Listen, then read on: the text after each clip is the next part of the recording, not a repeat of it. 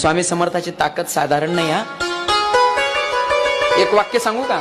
माणसाला स्वतःच्या जीवनामध्ये जर काहीतरी सामर्थ्य बनवायचं असेल किंवा स्वतःला सामर्थ्यवान बनवायचं असेल तर त्याच्यासाठी समर्थाची भक्ती केली पाहिजे. काही दुसरं करायची गरज नाही, फक्त श्री स्वामी समर्थ.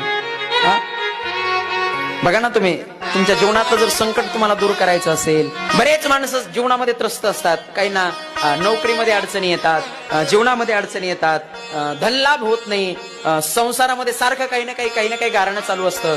एक वाक्य सांगू का महाराज?